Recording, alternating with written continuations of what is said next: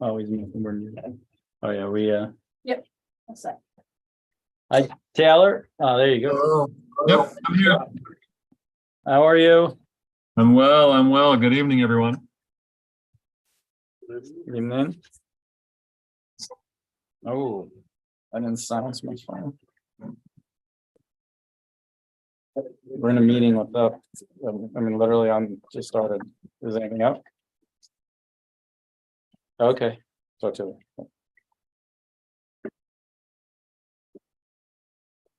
you.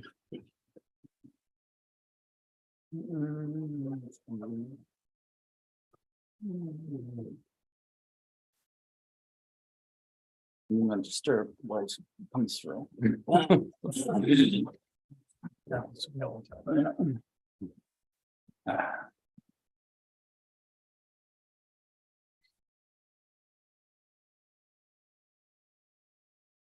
All right, so obviously and for anyone in the audience, just to know, there's a workshop meeting that we're just working through the paperwork and seeker issues that for this application. There'll be no public comment tonight. It's just a meeting for the planning board to do work on this application. The applicant is here. We may ask him some questions.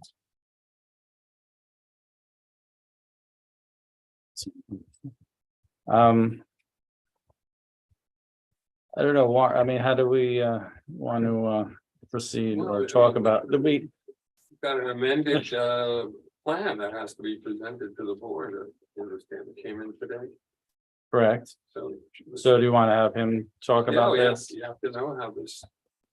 All right, Andrew. So you want to talk about the amended plan and the changes you guys made? Sure do. Can we? Might be Yeah, easiest to we'll tell you actually pull it up. which Yeah. one yeah, probably the You want- second. what do you want? Yeah, the map.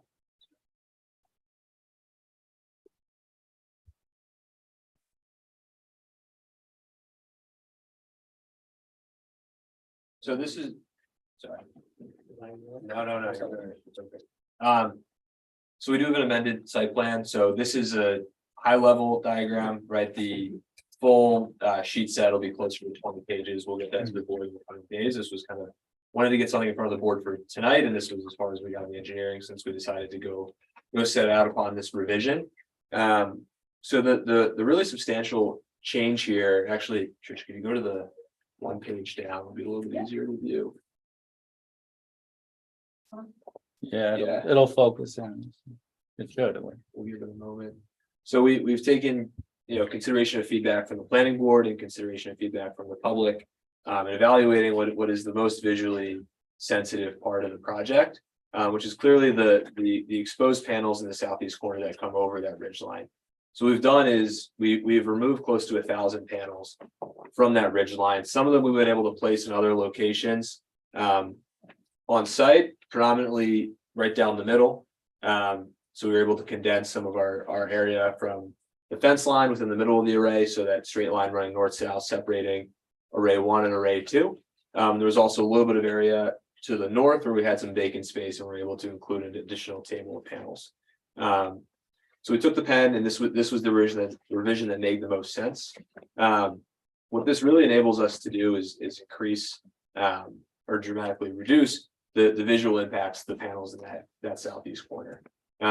So again, about 1,000 panels reviewed in the most removed in the most visible portion of the site.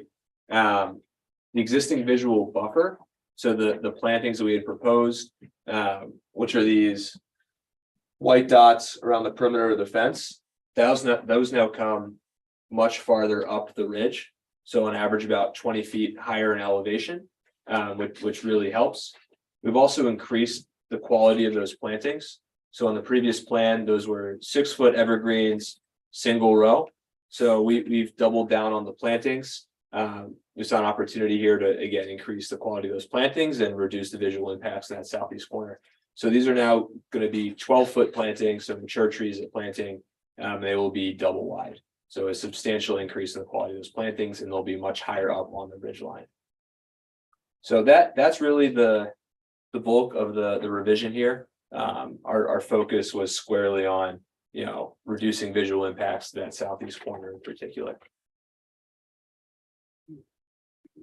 If you want to just go one more down, Tricia. So there's 2 more pages here. It's the same site plan. We'll give it 1 second to load. So we did include the contours. These are the same 4 pages on the printed sheets in front of you. The contours are a little bit easier to view on the computer. If you zoom in, they didn't print super well.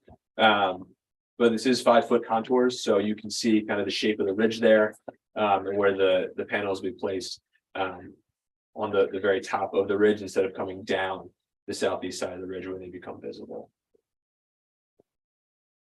And if you want to go, sorry, 1 more page, Tricia, let's look at the last page.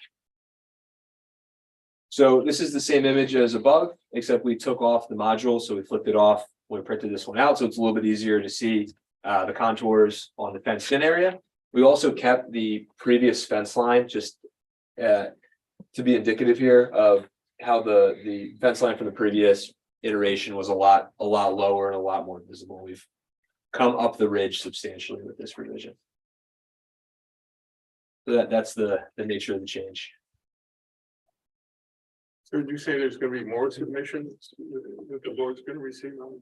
So the full civil sheet set is, I think the last one was 18 pages, so a little bit more in depth on the engineering. We'll also have to revisit the SWIP now that we're moving some panels around. We'll have to do all of our stormwater calculations again. So we're working on that, and that's something we'll be submitting as soon as possible. But I think primarily for the board's consideration, was priority to get the cover sheet out, which shows how the site plan itself has changed. And by the way, George took ill. That's why he's Yeah, not we don't here. have our engineer Yeah. here, and again, I spoke to him briefly on the phone, and then I got involved in another problem. Yeah. So, yeah, he was gonna be here tonight, but he got So sick, he- so. he said he hasn't reviewed this, he's gonna have to Right. review all this. Well, we just got it. We gotta have a meeting yeah. with George here, these documents. And the changes to the plan. Have you made any contact with the fire department yet? Like, what's happening with that? Still not gotten a response from the fire department. We reached out a few times. We're waiting for their comments on access to see if there's anything they'd like us to address. So if you see Brian.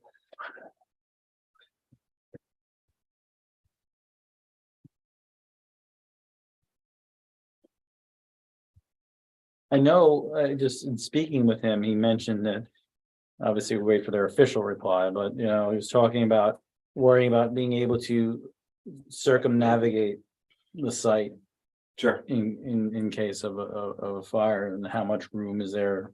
I don't know if that would be within the fence or outside the fence, if there'll be a way for them to get around. Yeah, it's a good question. I'll defer to the engineers to Okay. answer that for Brian, but that makes sense to me.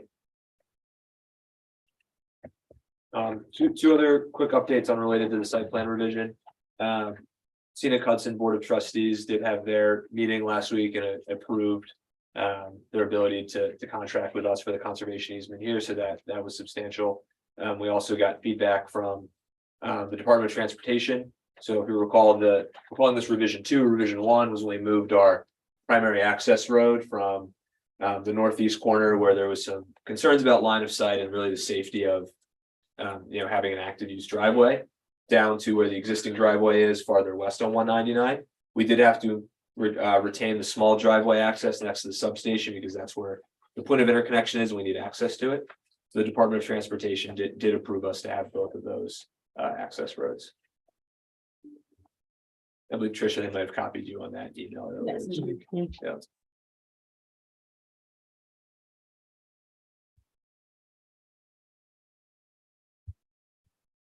Duchess Land Conservancy also submitted comments. Have you seen those? No.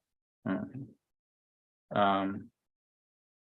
you interacted with them at all, or no? We did touch base with them last year to see if Okay. they had interest in And they partnering were- with us in this project. They declined and referred us to Scenic Hudson, who did have interest in putting an easement on the property. Okay, so they're just an interested public entity, I guess.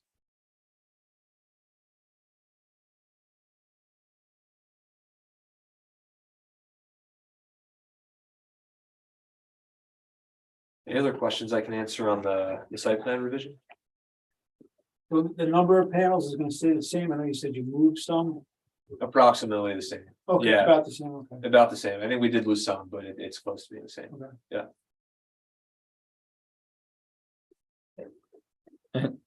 I think there is an error in the lowest little white card, which indicates the owners, the owners. And I think that's Dunham, should be Dunham property, Yeah, Right here? not Gattani property. I just looked it up. Okay, I'll take that note. Thank you.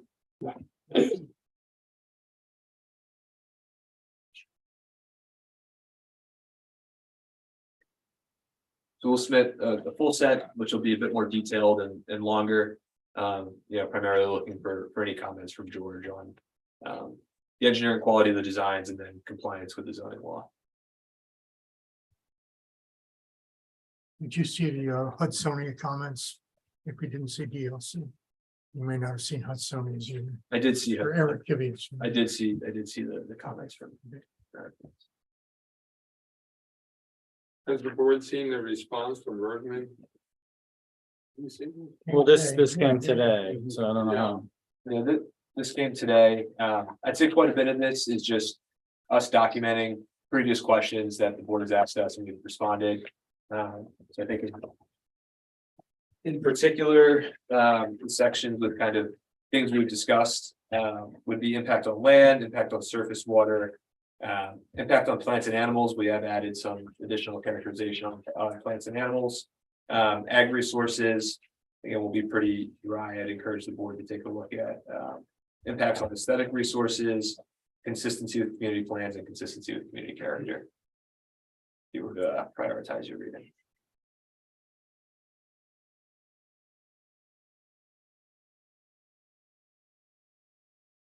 Oh, gosh, did we lose Taylor? It's frozen on the See, TV, but not on the computer. Oh, okay. And Maybe Can you hear me? unshare. and then see what- Oh, no, wait, no.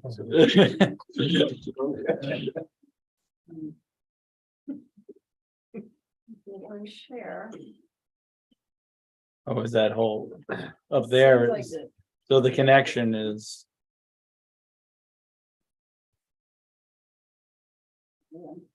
TV, yeah. well, yeah, I guess, It's okay on the, well, can you disconnect from the TV and reconnect? then? Or have him Yeah. sign that thing. Yeah. No, it's not, it's, Oh, actually, Ethan, can you unplug, or so maybe Andrew, can you just unplug that, the black plug? This one right here, Yeah, thank you. and right back in. no, we'll give it a second. Okay. so That's people probably. did mention looking at plant species, which Yeah. just doesn't. So just has the bats. Oh, as far as the meadow, you're talking about the meadow? Yeah, that was in one of the comments. From, is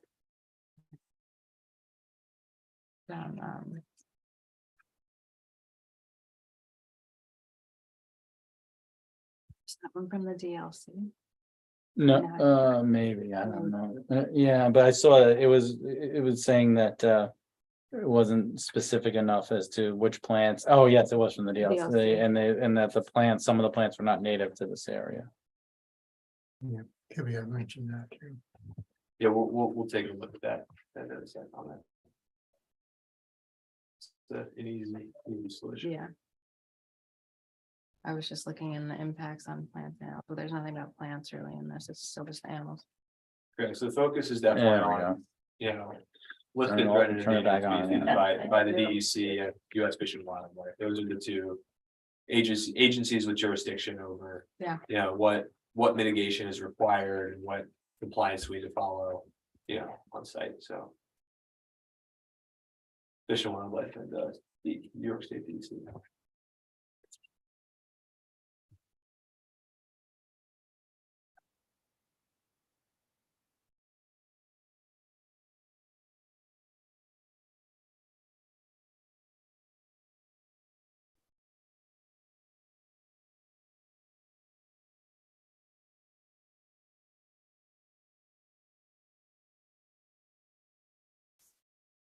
So does DEC do plants also? Or no?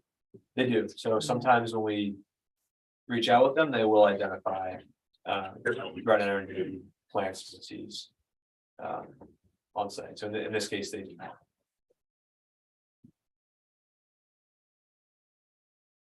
They're saying they did not comment on They did not. So we go to the online tools, right, and we plug in what the project location is, and we say you need to consider impacts to these species.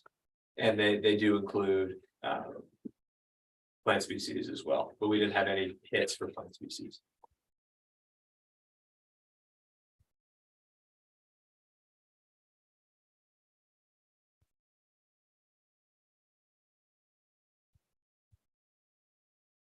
So I know the board previously asked us to complete a forest cover analysis, so which analyzes the density of forest cover on the project's like existing conditions, what the density of the forest cover will be after. We did complete that with CPNY.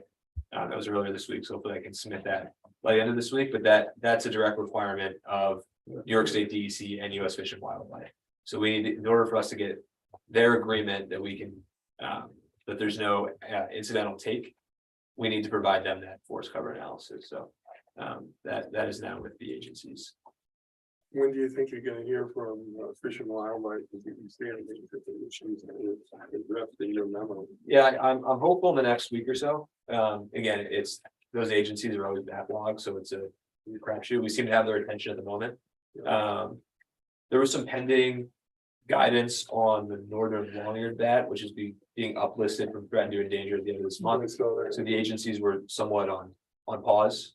They were kind of hesitant to issue guidance or engage until the provisional guidance was released, which happened a week or two ago. So there's a bit more traction now, but hopefully we'll get concurrence from those agencies with our mitigation plan in the next week or two.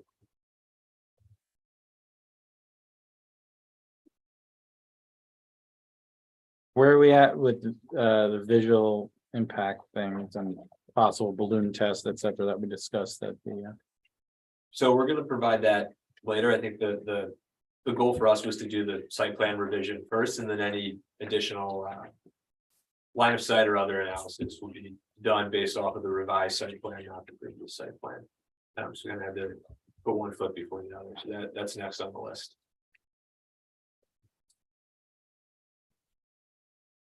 So I know we previously discussed an example line of sight rendering from an example home on Skunks Misery, and then we are also taking a look at Carson Road to see if there's any visual impacts from up there. I guess at this time, this would probably be the opportunity if there's other specific points you want us to evaluate on the revised site plan. Well, what do we think about this DEC Yeah. visual, Oh, D's, yeah. the DEC visual test that was mentioned? Well, the line of, I mean, I talked with George briefly about the visual impact study. I mean, George has discussed this with the board before. And I concur with him that the line of sights are helpful, but they're not going to be dispositive of the visual impacts of the project. We would like to see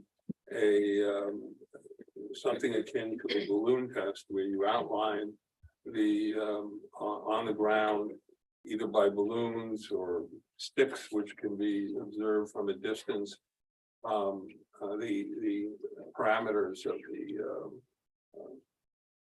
the array that's going to be installed, and then look at those from certain vantage points to see what the visual, that's the best way to evaluate the impacts. This has to be done by the applicant. I mean, I would recommend that that's what we should have in terms of visual impact rather than just a line of sight.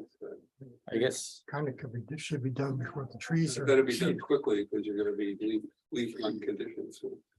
and I guess we need George to answer this question, just exactly what has been done that's in line with this DEC visual standard that was mentioned in one of the responses. There's a DEC, I guess, visual impact standard procedure that Yeah, was I don't know mentioned. that they have to adhere to that. It's just one way of measuring, evaluating visual impacts. and it's up to the applicant to present an appropriate visual impact analysis that the board and the public can utilize to demonstrate what the visual impacts of this project is going to be from certain vantage points. That's the best way to do it. I don't know that they've, I defer to George on it, but I'm not sure that they've Yeah, what they produced. I guess as that's a far as question we that. wanted, like how much they've done or proposing to do conforms with that. Right, I mean, we'd like to know. Follow the DEC protocol. No, but we would like to know, we would like to There are different ways. to We be think that that's the best way to really evaluate. the balloon. The balloon or something akin to that, where when you're not, balloon tests are usually done when you're evaluating the impact of a cell tower or something high like that. You see Right. how, I mean, the height of these, how high off the ground are they gonna be? 11 feet. I mean, if you can demonstrate the parameters of and George could speak to this better than I can, he has more experience, the hands-on experience. But if you can demonstrate on the ground, the outline of the arrays and show what the height of the arrays are gonna be at certain vantage points. And then you choose locations from which you observe that, so you can see how much of the visual impact it's gonna be. My suspicion is it's not gonna be that highly visible from a lot of vantage points, but if you want to do an appropriate visual impact analysis that's gonna withstand judicial scrutiny if your the secret determination is challenged in court. That's what I recommend. That's what we recommend you have. Should homeowners around the area be alerted that this is gonna be happening, so they? Yeah, can you take do. pictures? Again, we leave it up to the applicant to establish a protocol to do that, but. Yeah, you would identify the vantage points, and then you would notify the homeowners, and you go out to those different vantage points and then observe what's on the ground. So putting in that way that it's up to the applicant to do that or not. If they don't do it and we say, well, that we need more, we feel that that's not enough information as far as visual impact. And they run the risk of you issuing a POS deck and requiring it as part of the DEI. Oh, and then we could require it in the, yes. Or I'll explore that. I'll speak with George, who I know has a lot of experience on best practices. I've done the balloon test on other projects. Traditionally, you put it on the highest point on site. You probably put it on the highest point on site here, it would not be visible from anywhere. I think the other challenge here is there is substantial tree clearing. So if we were to go stake the perimeter of the array at 11.5 feet, cutting both ways, there's trees that will be removed that will be existing when we run this test. There's also future plantings that will be put in the most visible areas that don't currently exist there today. So my fear on the visual test like that is that it would not be completely accurate because of the extent of how the trees are going to change. But I'm happy to speak with George and see if we can find a solution and something that might make sense. How high is the front of the panels? Yeah, the lowest part. About 3 feet. Okay, So you go 3 feet to 11 feet. What's that? Yeah, that's correct. and is there like, you guys just cut, that would be cut on a mode, it would be mowed on a schedule, or when it gets to a certain height, like how does that work as far as? Probably a combination of both, is schedule based off of when the height would come above the leading edge, which is the bottom, and then start causing shading impacts. Somebody commented that wooded vines grow up on the supports for the. I'm sure they'll be weed whacked off of the Yeah, steel that would be piles. clear. That's what they're doing. Yeah, Yeah, that's part of the maintenance. Should be like an annual event. yeah, I think All right, that, some you know, needed, maintenance is out there, they're mowing and cutting, right? So I don't know if Taylor has any opinion on how to evaluate the visual impacts. Yeah, that's a good idea. Taylor? Hello, was following the applicant's rationale. I think it makes, it's tricky. I think, I guess I kind of leave it up to, he and George to see the best ways to do this. Something that else kind of came into my mind. Because it is tricky, is there a way to kind of show a footprint, maybe with, I'm not an expert, but I'm just thinking of where I've seen things similarly, but a tarp is the wrong word, but a fence, you can put it between poles to kind of get a scale of something where a single balloon or a balloon covered by a bunch of trees. I do understand that point, but is there a way to do, you've got a tarp that kind of mimics the size of a panel or a group of panels, kind of get the scale of something and. Yeah, well, I suggested at Talk another about that, meeting, yeah. like a, sheet of plywood covered with a tarp.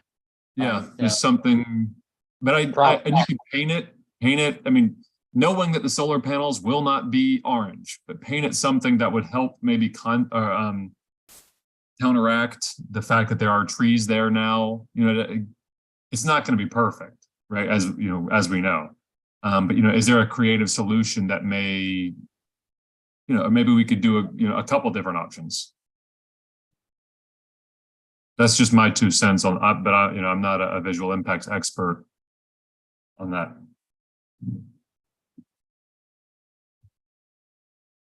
So to kind of help us think about this, are there particular areas that are the most concerned?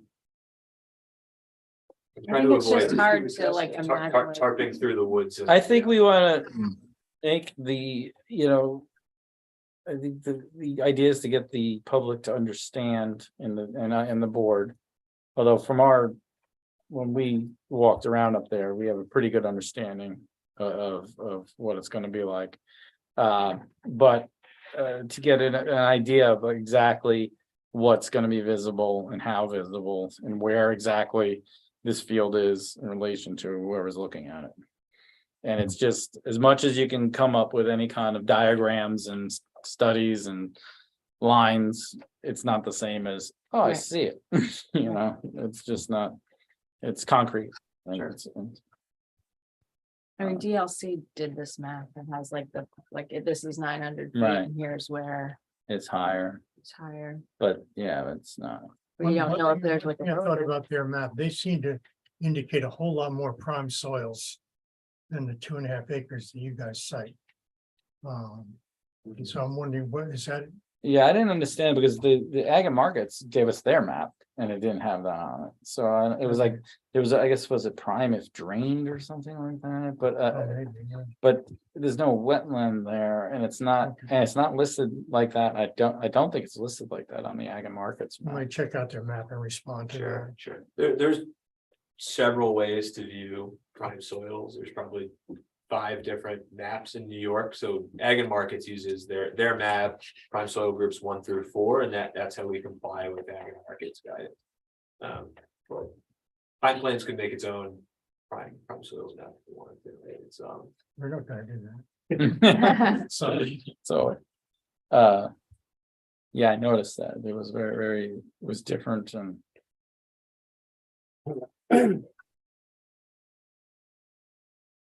I got a couple things. Yeah, good. Yeah, people have talked about what goes into making solar panels. Is there a way to get a list of all the materials that are put into solar panels so that people, somebody makes them, they must have a list of ingredients. sure. I'll see what I can do. And is there any sort of studies about that? Like, as far as, I mean, I have not seen any information indicating or studies indicating that there is some sort of problem with leaching from panels or contamination coming from panels. But I mean, it would be probably pretty hard to have like some sort of like proven negative sort of study saying, they've not, it doesn't happen. It's not how studies are done. Like, But it- if you know what's in there, you can maybe draw a better conclusion than just Yeah. assuming that there's all these terrible things in there. Was there like an EPA certification, like, oh, it's made to this standard or Yeah, something like that? they're all certified. UL is typically the UL. the entity that, right, and just broadly, these also, almost all solar projects are financed, and like any financial party who puts money into a project like this is gonna be highly concerned about any sort of environmental liability. There is no way a project like this could get out of the ground unless everything was neat and tidy and certified. If there was any risk of environmental contamination from the products, there's no way we would ever reach construction. Can I ask a follow-up question on that? You know, I agree, and I think just, Andrew, just having something, you know, that explains that these are certified, they're UL, you know, just kind of like, what does that mean? A cut sheet, I know they're typically included in the construction documents, but like, here's a typical panel, here's the company. You know, as the member said, here's where they're sourced from, here's what goes into them. But, and I know there's no studies, or it's unlikely to have a study, but at the same time, solar panels are an older technology, right? I mean, they were on the White House. So they may not be, they're new to New York State, but they've been around for a while. So are there things that you can find or show that, you know, installation risk or runoff risk, because they are all over the country, is minimal, just something that, you know, can help explain that a little bit? MSPS, material safety data sheet. Yeah, I'll along see, those lines. yeah, and we have cut sheets, Taylor, so I can certainly provide an example. And do you know? I'm guessing the answer is probably no, but do you know that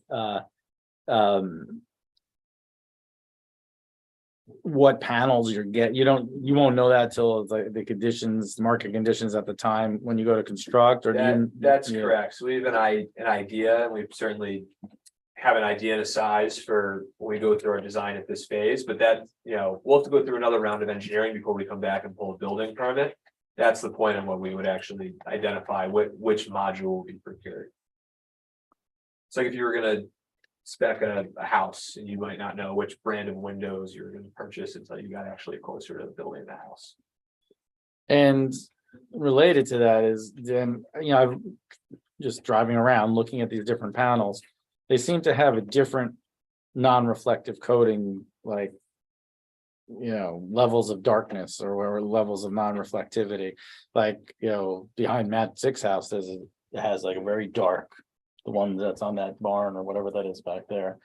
And then there's others that have more like silver in them too. They're like more gray, like a dark gray as opposed to black. So yeah, I was wondering, is that something that you'll be able to dictate once you order them? Like, is there levels of non-reflectivity and darkness to them, or is there? Yeah, or is it just like if you buy their panels that they're gonna have this and these panels are gonna have that? Yeah, I think we would have to comply with the non-reflective coating requirement in the zoning law. Beyond that, I think there's probably other market factors. Right, but is there degrees within that? I'm not sure. It's a good question.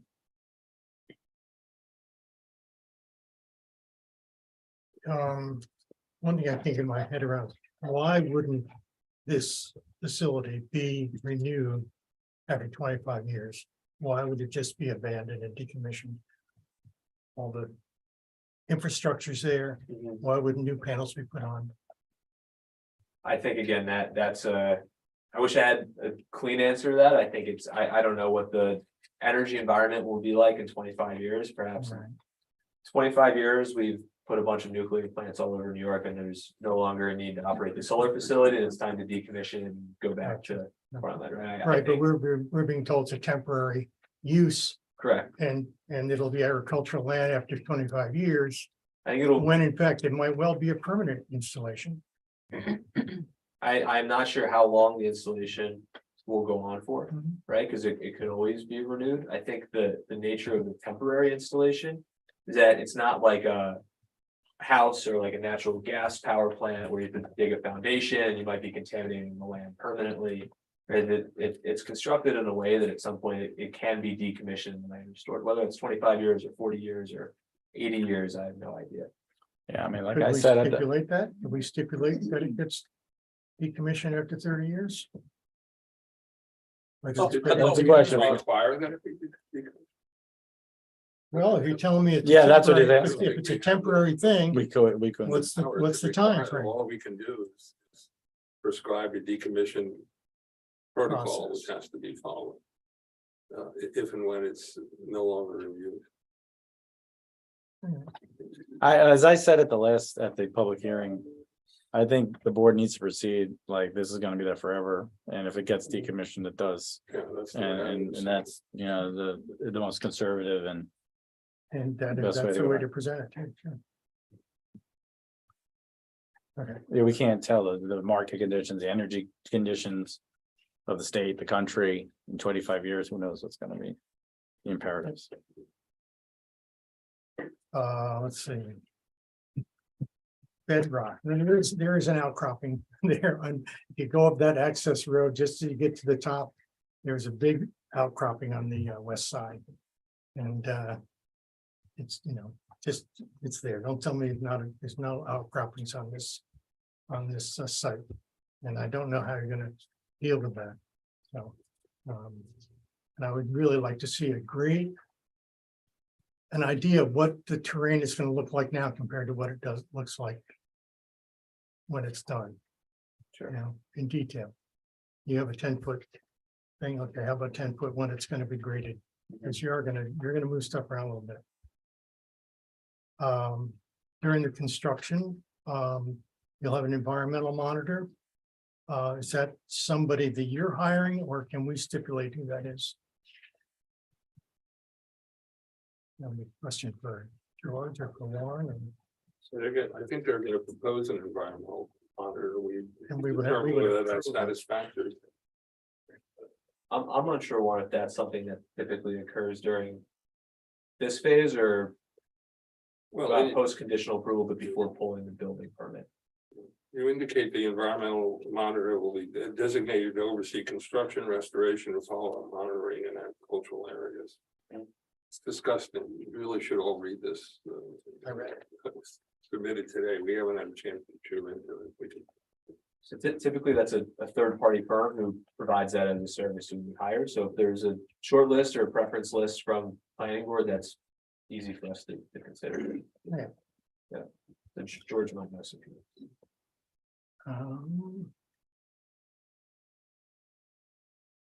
Someone mentions field edge habitat. I've never really thought about field edge habitat. But there's concern, Mr. Kibia had concern that field edges is where certain birds habitat and nest and all that stuff. And that perhaps we could have an analysis of how much field edge there is now and how much of there will be later. Just something else to think about. Field edge is a new one for me. Well, field edges, it is a particular habitat apparently Okay. in our neighborhood.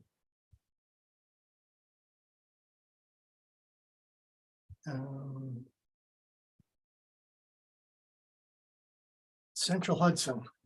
We have not heard from them in this proceeding, or do you expect to get a letter of endorsement from them, or that they're Yes, so now for this? I have the interconnection agreement that I can send to the board this week. I didn't want to send it with materials this morning. I didn't want to send Right. too many things. I don't have a really great opinion of Central Hudson. But would they make some statement about what their future for this substation is? Do they intend to expand it, as someone suggested in one of their comments? Would they preclude that, or? I have no idea. So the nature of our relationship with Central Hudson is they have a big standardized process, and I kind of file an application, I get in line, they assign a project manager, they inform me of what my bill is going to be to interconnect to the substation. If they're not so much a partner, I'm more of like a customer to them. Yeah. And what, I mean, is Central Hudson just really allowed to do whatever they want on that parcel that they have? Does anyone, how does that work? Their substation. Mm. It's within their jurisdiction. We don't have. I mean, they could double it and add more lighting, or It's already brighter than any city around. Do they have to do any work to the substation to accommodate your? Yeah, there's some modest upgrades, but they're fairly light. Is that listed in anything? You mean aside from like the poles that are right there? Yeah, I think they have to go in and there to adjust something on one of the breakers, but it's not. Oh, Not expensive. no additional. They're not equipment. rebuilding the substation. That would be, because we put the bill, right? That's billed back to me, the customer. Facilitate my interconnection, so. That's by and large a limiting factor for solar deployment in general in New York State is. When you go to interconnect, what is the bill for your upgrade? So if we couldn't upgrade, Central Hudson would ask me to rebuild the entire substation for $15 million. I would kindly walk away, right? So it's a feasible interconnection for us. I wonder if Central Hudson can tell us how much electricity Pine Plains uses on an average. Yeah, average day, and how much It's a good question. this solar plant would offset that. That's not information that I can get from Central Hudson. Oh, no, okay. I wish it was, We could. Public Service Commission. maybe, that might be a long process. Yeah. They might be reluctant to give that up. The 10% discount that's being offered by Nexamp. Is that in current regulations? Could that be wiped out by the Public Service Commission at a future date? If they change their relationship to how much they favor solar energy? No, I don't think so. That's Nexamp signing a contract with individuals who subscribe to the project. Okay.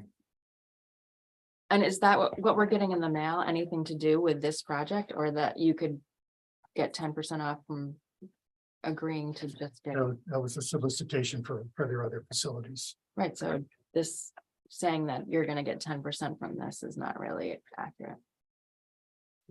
Well, I guess there's other You can get it projects, anyway. You can get it tomorrow from From just Next- subscribing to a different Nexamp. right, Right. currently. Yeah. Well, like they said, we'll have a 90-day window in town to sign up. And then it goes out to other people, so that's probably what happened wherever that project is. It was 90 days are up, and then they're able to open it up to the other people in the county or wherever that project is. Because I got another one today. We've gotten two. Yeah, I know, I got. Yeah. It looks like a check too. I know. Not a check. Did anyone get the Visa card? Not yet. I like this says scratch off, but inside says what it is. I know. Spoiler alert. All right. That's all. Yeah, we're really hamstrung by not having George here tonight. Yeah, and I think, There's a lot of. And there's a lot of documentation information that that they came today. indicate we're going to be getting. Right. That's in this, so we have to see all that. Otherwise, I would recommend too that you communicate with Fish and Wildlife and send them Eric Kiviat's reports, see what there is. And DEC send, you have to do a coordinated review, so you should coordinate with DEC and Fish and Wildlife and ask them what they think of these submissions that were. So also I'm just reading the impact on the land if they plant a meadow, but then mow it down. And there's gotta be some kind, if you plant a meadow, you have to leave it there. Mhm. Well, if you're gonna mow it yeah, You have to kind of have a plan, a meadow maintenance plan. well, hopefully they wouldn't cut it all the way down to. Kind of like, well, Buttercup, right? Like. Places like that, they keep the middle. Somewhat longer, they hay it or whatever. And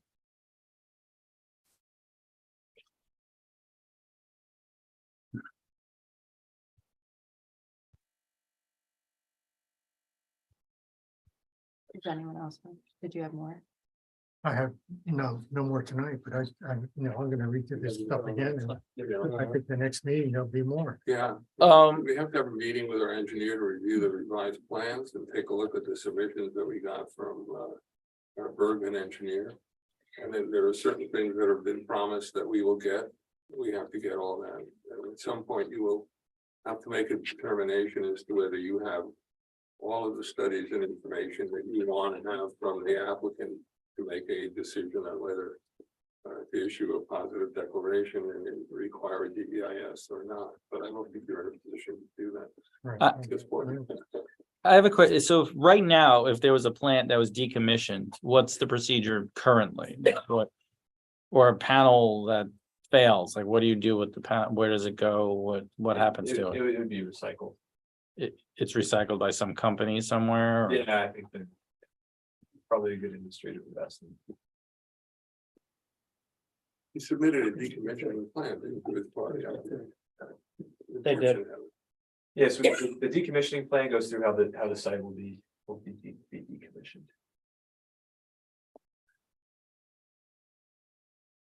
I wonder how much. Well, actually, that's not a problem. Did you want to go over Helena's stuff or no?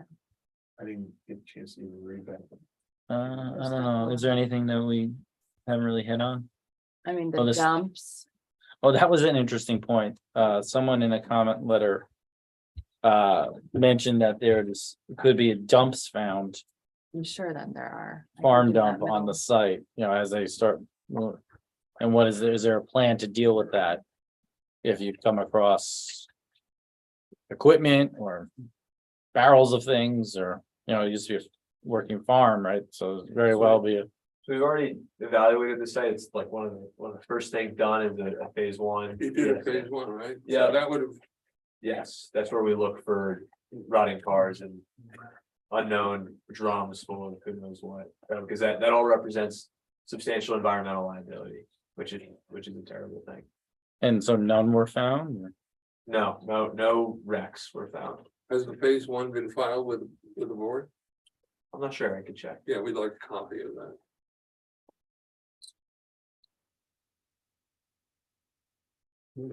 Mr. Kiviat, who was up there in March. Said he saw 4 hunting platforms for deer. We saw Deer two. hunters. Yeah, we saw I assume that hunting will not be allowed on this property. I mean, unless you're, Unlikely, so there's no plan to allow hunting, I although assume those panels are not bulletproof. unlikely. It's Substation gonna be a fence generator. around it and no trespassing. Generator. Yeah, but you could shoot Anybody could shoot at it. Yeah, yeah. from a tree stand. Not in Pine Woods. A lot of people I've talked to, I hunt up there. I can't all hunt up there.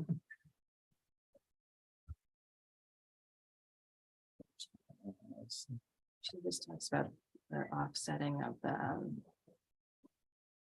cutting the trees and offsetting the carbon.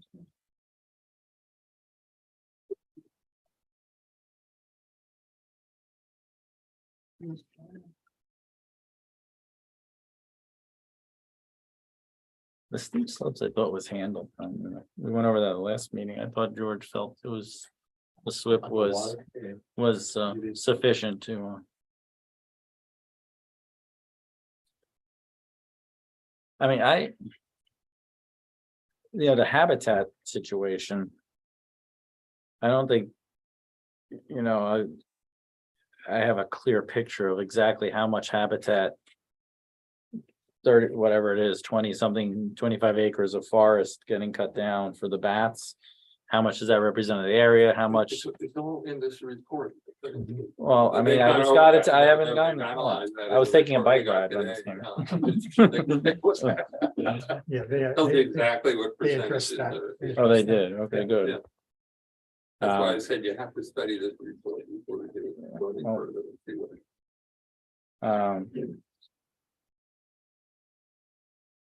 Can I ask a question about the habitat investigation or reports? Yes. Same thing. I've had a chance to do a cursory review, but not a full review. Is there a longer form of a report, from is it CP&Y? that you could submit or, attach along with, a phase one and not phase one, part one. And I guess with that, with the updated site plan, will you need to update the part one EAF and resubmit anything, or is it, is it still holding? I imagine it holds pretty true as it is. Yeah, so on the part one EAF, we'll have to take a look and see if any of the numbers change. And if so, then we would revise those numbers and resubmit to the board, but I would not anticipate any sort of material change to the. part I would one. imagine that's correct. Oh, I'm thinking, for the endangered species, I've done a cursory review, but if there's questions or if, I'm not speaking for the board, but if, ways to help, myself understand could be, what's a photo of what does one of their tree habitats look like? And we can compare that or compare it to what trees are currently there. As you do say there are there, but what is that, some photos, some way to make it, more than just, here's a paragraph, here's some numbers. Was there a bigger study that someone submitted to you that you could, that's maybe more in depth or just has, more of a visual representation, something like that? Sure, I'll see what photos we can submit. So I just want to make sure, so CPNY we did submit our initial report from CPNY, which covers species and wetlands with our initial application. We then submitted a supplemental report, which went a bit more detail, particularly on the wetland, or the mapped wetland. I know we have a bit more now on the bat habitat as we've gone to work with DEC and US Fish and Wildlife. I'll see what's appropriate to submit to the board at this time while we're still waiting for feedback from those agencies. Yeah, I remember the wetlands report. I just wasn't sure about, for habitats, but that makes sense to me. So those agencies are evaluating all the things you've just listed, and they're determining, if we need to assume incidental take or not, if we need to adhere to the tree clearing window or not, and any other sort of mitigation measure we might need to comply with. You're talking about DEC and US Fish and Wildlife. Yeah, so those are the agencies who have authority over threatened and endangered species and plants. So those are the agencies who are really focused on getting their concurrence and making sure that they're comfortable with what the area of our project and what our construction plans are. I kind of want to create a spreadsheet of all the documents that we were getting and what the latest edition is. And make sure, and then we have that in all one file folder, That's a good idea. because it's there's different versions going around and different, phase one. I want to make sure we have that all in one spot. A in our workspace and then also in the whatever's public to go in the public folder.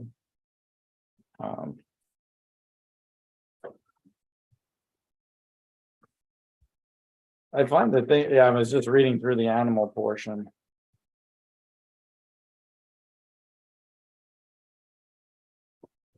Right, yeah, I see the butterfly, I find the butterfly section a little dismissive. I understand it's not required because they're not a listed species yet, but we kind of talked about that.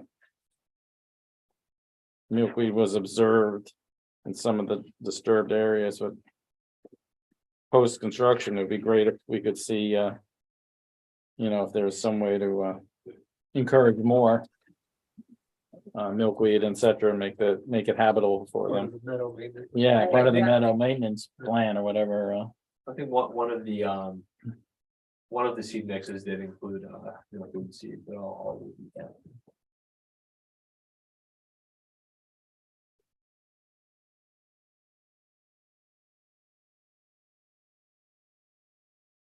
So who's gonna send the caveat report to Fish and Wildlife and DEC? You can make sure they have that. Well, you said for us to do it, Yeah. right? You can do it. Do we have an email for? Fish and Wildlife, Yeah, I can see it. but did we had to coordinate with them with? Well, we're doing a coordinated review. I mean, did we send our lead agency thing to them? I believe so, So we should have something. from them. If we did, then yes. yeah. I don't remember. Who's that? It's on the list. Check.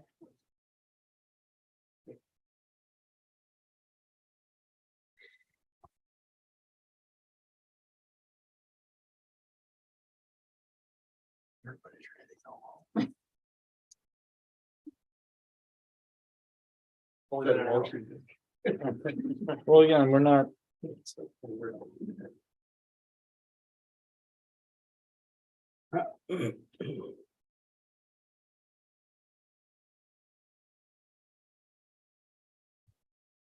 again, we're hamstrung a little bit. We're not having a board. Yeah.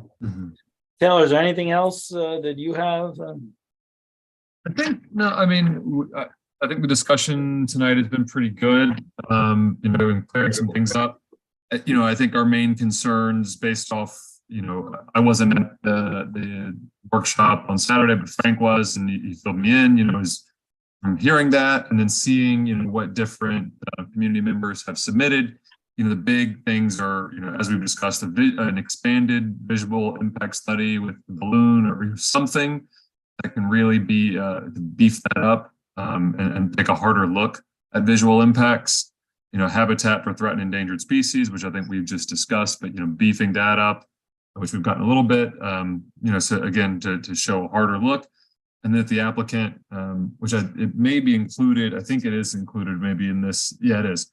Section 17, I need to review that, but just, taking a step at consistency with community plans is how is this consistent with the comprehensive plan and, obviously the solar law, but just that I haven't had a chance to review that.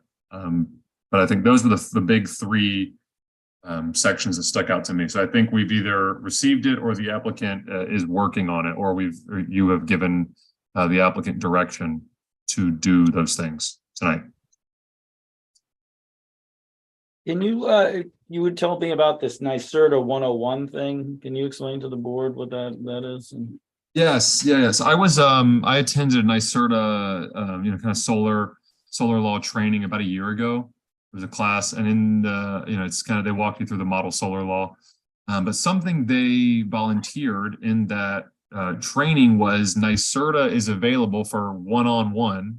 Someone at NYSERDA can meet with the board or board members. I'm not sure exactly how many, but they're a public entity, so the board can reach out to NYSERDA and say, hey, we've got help, or we've got questions. Can you help us with citing questions? Can you help us? Maybe it's with these solar panel questions. Hey, what's in the panels? Have there ever been any issues that you're aware of contamination? That sort of thing. But they have staff that volunteered to meet, on a one-on-one capacity. It may be Zoom, I'm not sure. It may be showing up. I don't want to promise anything. But they specifically said they were available for those, for a conversation to work with, local agencies who were reviewing solar applications. Do you have any problem with me reaching out to them tomorrow and seeing? I take it the board likes that idea. Yeah. I also know Ryan Rhinebeck, who did our solar project a long time ago, and he was, one of the things I watched too was actually the moderator or something. Okay. Ron came in, but I'd ask him too, if we just wanted to ask questions about. He works for the Solar state, or is he just like a private? I that think he's a doesn't- private consultant now, but No, reach out, see, Yeah. but if he's likes to private, talk. So anyway, Are we gonna reach out to any of the local municipalities that have these projects already?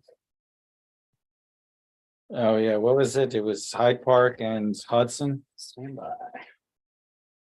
Does anyone know about the one that's in Stanfordville? I was wondering about that one. Yeah. Oh, it's Where? what used to be. Behind- Yeah, in the gravel pit. It looks fairly sizable. Is that the town owns it, or? I'm gonna call. No, you won't know it's there, it's back there. This one behind town hall? Yeah, Yeah, it'll be back in there. I meant to give just cold call over there. Who's the town supervisor there now? Wendy. It's still one. Andy Burton. Doesn't even show up on the thing, He's relatively. but it looks like it's privately owned. All of those properties. The one in Claverick, that's not listed on Nexam's website. So I don't know, there's 3 projects all along Route 66 in West Kent. Those are the biggest and those are the closest to us. If you look at Google Maps, almost directly behind Walmart. That's across. But the it's not creek an down. X, it's another provider, you know what you're saying? That is what was provided on the map from Andrew Oh, from Nexamp. But it's not on their website, I see. so it's probably a new project that they West haven't Kent. updated. And then the 2 in Dutchess, Town of Hyde Park and Town of Wappinger. Those are considerably smaller sites. The one in Kent is large. Is the Wappinger one off of Cream Street there? I mean, Hyde Park? The is that Hyde the Park one is probably the one you're talking about. Right off of Yeah. Cream Street there, You yeah, can see it from the top of the hill. yeah, when you cut through to go to Yeah. Dorsey. And it's got like things that move the panels, and they look like they No, I don't move, know. they're on like these long. You can see it from Salt Point Turnpike. You go past Mhm. Bosse's, you can see it. It's maybe 200 feet off the road. Maybe behind Rust or whatever. Mhm. And then the one in Wappinger is off of 9D between Houstonville and Chelsea.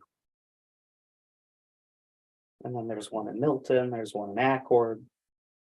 I have a whole list. What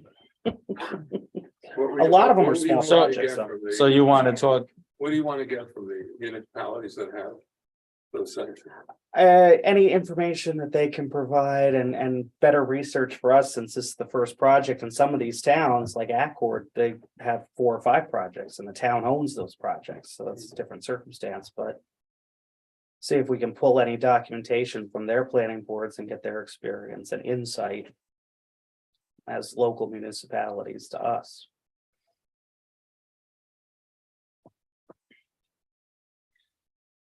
all right, maybe I'll work with you and we can split some of that up. and- Sure. And I had one thing on the glare. As Andrew has said twice, we'll do it in, the glare will be in conjunction with our zoning law, right? This is what our zoning law says regarding glare. Glare, all solar panels shall have anti-reflective coating. That's it. So I've had the same question. Is it like window tinting on a car? Is there certain, to what degree is it? Sure, let me, I'd love to see paperwork. on I'm gonna that. look for Examples. an example module that has some more information about the. Yeah. Good question. And especially if there's varying degrees, because these are taking in sunlight, if you put on, say, arbitrary numbers. A 50% anti-reflective coating, does that weaken the amount of energy that they take in and therefore raise your carbon output or net carbon total for the project? I don't know. We want to absorb as much as possible. Mhm. That's the- Obviously, yeah. Yeah, so if it's reflecting it, it's not, you would think the darker they are, the better they are. You would think, but yeah, would think, yeah. you never I know. don't know.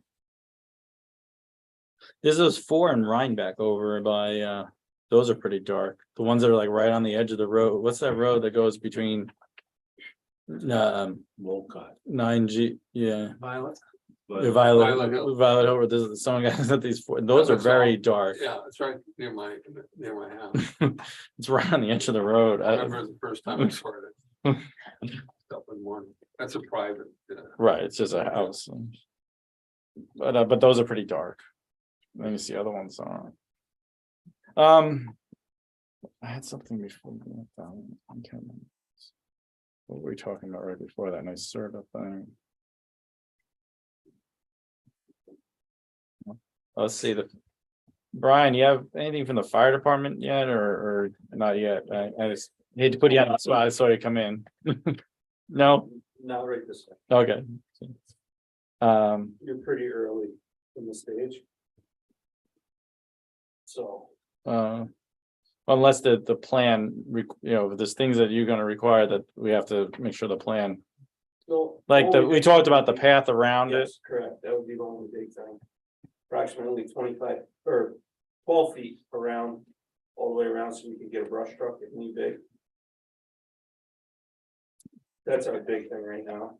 And I would love an emergency shut off where the connection is made into from the panels, bringing back to Central Hudson. Right, so you. All right. So you're saying 12 foot on the inside of the fence between the panels and the fence, Yep, that'd be great. which is not currently how the plan is set up, Not at all. correct? 12 feet from the inside of the fence? So we can get around the whole panel system if we had to on the inside. Yeah, that's our requirement as well. Okay, Yeah, that should already be the case. and is there a shut off? Is there a giant Just light switch somewhere? circuit breaker. I mean, yeah, Let me get, there's a lot of shut-offs. Yeah, We I'm get sure. there. Usually there's not a singular button, the systems all have reclosers and different protections. On our side and on Central Hudson side, there's a lot of ways to stop the energy flow, so. I'll get one for there, it's easier to digest. Ideally, I prefer one axis, one point that we have to go to a good tilt down. For some reason. Sure, I understand, let me, take a look, that's a design question, I don't have off the top of my head.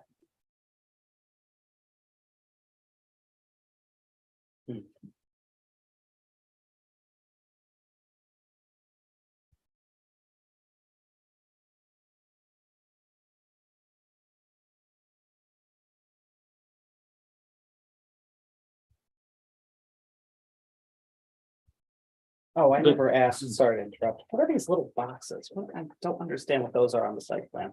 Little gray boxes. Yeah, That's the elevation, though, isn't it? The little tiny boxes? On your Yeah. computer, you'll see numbers. Yeah. Oh, That's gotcha, the okay, contour. all right. Oh, Um, yeah, there's a number. and again, the noise issue. That's another thing. The part of the habitat and worrying about the bats and all that in the construction. During the construction phase, the noise beyond. Hours, I don't know what else, it's I gonna- think that's our biggest mitigating factor Mm. for a lot of things. The construction can only happen between, Mm. say, October and March or whatever it is. pretty That much also the time takes of care year. of butterfly habitat, at least when they're here. Not when they come back. Um, And then hours of operation for the day. I know in your original plan, you said Monday through Saturday. Somebody had mentioned, multiple people have mentioned, and I agree, I would not include Saturday. During construction. Which will probably elongate your build time, because you lose a day, but. What's the time period for construction? 8 months? 6 to 8 months is the.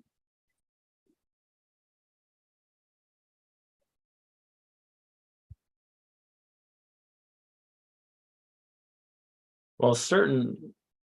Noise is more than other noise. I mean, certain construction activities will be more noisy.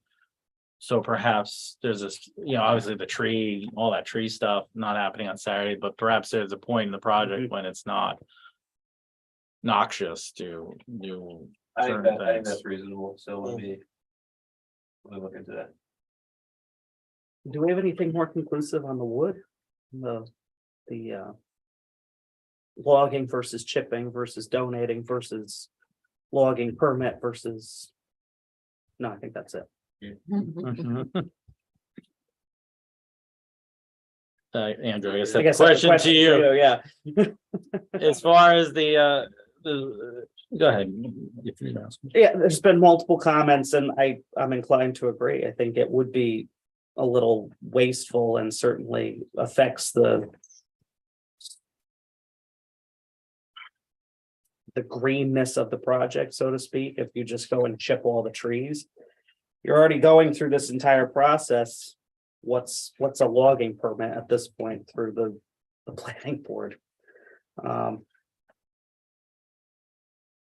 then that wood gets used. I think right now, we're not interested in commercializing the wood. I think if there's we'll see if there's something else we can propose here. And then it would eliminate some of the noise too, if it's just logged up and carted off. I mean, you have trucks loading, it's a lot different than.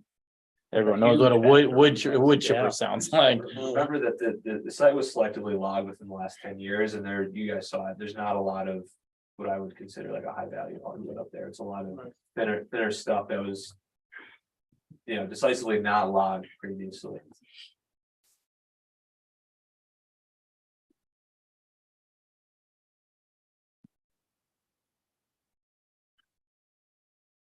they give the wood away. If they talk to, say they talk to, I don't know who does wood in town, but I mean, you need some big trucks to cart it off. I understand that, but there's some There's gotta people be that value there at least for somebody. you don't necessarily want to put it as a pile out by the road and say, pick it up with your pickups. 'cause- Free side of it. But there's people who that's all they do, carry Farrar and Millers, that's all he does. Wonder if a paper company would Mostly. want any. of it. You have US Lumber up in. Yeah. In Gallup. We have a lot of lumber companies here, yeah. Maybe a paper company. Hudson flooring. That's another one. Yeah, you can. Some creative. Solutions might be in line with that. All right, I don't know. So are we gonna do an attorney client? Would you like to do an attorney client? If you want to meet with me and ask questions. I think it would be behoove us to do that since Warren's here and so we'll adjourn the workshop. And we'll cut off the broadcast and cut the Zoom and maybe just do another one real. Taylor, we'll just send you another Zoom link real quick and then we'll get you back on as a separate and not broadcast it, obviously. Right. I want to thank all the